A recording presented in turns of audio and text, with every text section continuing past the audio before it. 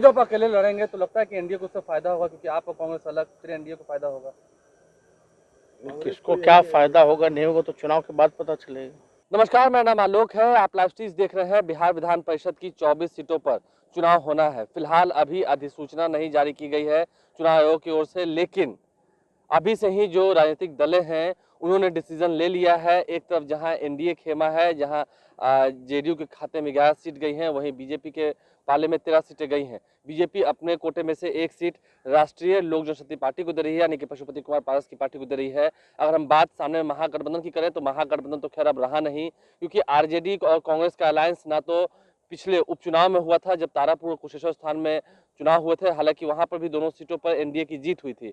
और इस बार भी जब 24 सीटों पर चुनाव हो रहे हैं तो नेता प्रतिपक्ष तेजस्वी यादव ने कल ही साफ कह दिया है कि जो कार्यकर्ता है आरजेडी के, उनकी ये मांग रही है कि अब आने वाले समय में आरजेडी अपने दमखम पर चुनाव लड़ रहे हैं। लेकिन फैसला ये हुआ है कि 23 सीटों पर आरजेडी लड़ेगी, वहीं एक सीट जो है वो लेफ्ट पार्टी को दी जा रही है आरजेडी की ओर से, यानी कि आरजेडी और लेफ्ट पार्टीज जो भाकपा माले हैं वो सभी एक साथ होकर लड़ेंगे। अब देखना ये होगा कि क्या कुछ नतीजा होता है, क्योंकि जब हमने तेजस्वी यादव से ये भी पूछा कि अगर आप दोनों अलग अलग लड़ते हैं जैसा कि पिछले उपचुनाव में भी देखा गया था तो फायदा एनडीए को होता है, तो उन्होंने कहा कि इस चुनाव के नतीजों के बाद देखा जाएगा कि फायदा किसे होता है। यानी कि कहीं ना कहीं आत्मविश्वास भरा हुआ है तेजस्वी यादव के अंदर। देखिए, एक तरफ जहां एनडीए के नेता हैं जो साफ साफ ये कह रहे हैं कि 24 सीटों में से हम कोई भी ऐसी सीट नहीं है जो हार रहे हैं, वहीं दूसरी ओर जब कांग्रेस साथ नहीं है, क्योंकि कांग्रेस नेताओं ने भी अब आरजेडी के खिलाफ बयान देना शुरू कर दिया है। उन्होंने कहा है कि हम भी अपने दमखम पर चुनाव लड़ेंगे। अब एमएलसी के चुनाव में जब कांग्रेस भी अपने प्रत्याशियों को खड़ा करेगी तो देखना यह होगा कि आने वाले समय में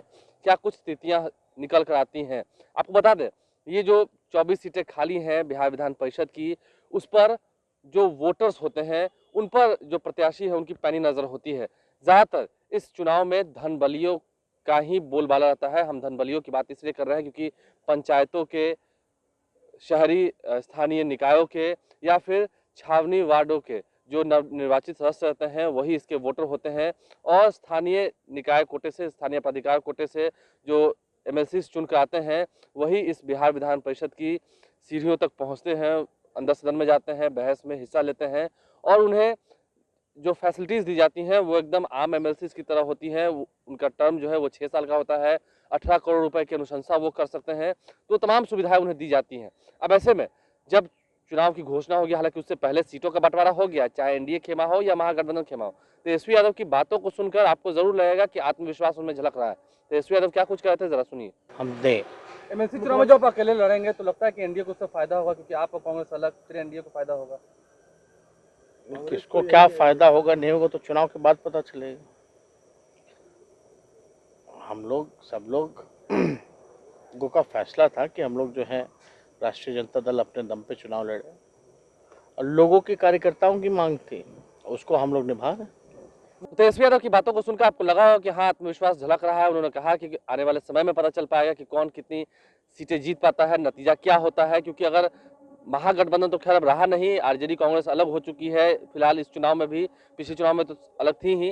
हालांकि लालू यादव हो या फिर तेजस्वी यादव हो, वो कहते रहे कि राष्ट्रीय स्तर पर आरजेडी कांग्रेस के साथ है, यानी कि राष्ट्रीय स्तर पर साथ है, लेकिन बिहार में अब आरजेडी अपने दमखम पर चुनाव लड़ने वाली है, कार्यकर्ताओं की मांग रही है। तो देखना ये होगा कि आने वाले समय में फैसला किसके हक में आता है, क्या एनडीए को इससे फायदा होता है, क्योंकि एनडीए साफ साफ कह रही है कि हम सारी ही सीटें जीत रहे हैं।